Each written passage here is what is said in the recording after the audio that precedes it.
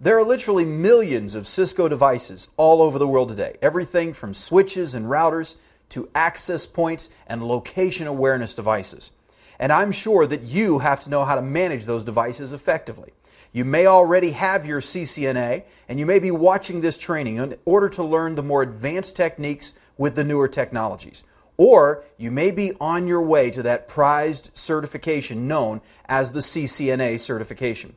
Whatever the case may be, in this course, you're going to learn the things you need to know in order to pass that ICND2 exam and in order to manage advanced features of Cisco devices. Everything from VLANs and virtual trunking protocols to IPsec and IP version 6, it's all covered here, and you're going to master these technologies. Now, my name is Tom Carpenter, and I've been working with technologies now for well over 16 years. And in that time frame, I've watched the evolution of Cisco hardware really take place. It has become very powerful. It has given us great capabilities, and we're going to learn how to use those capabilities in this course.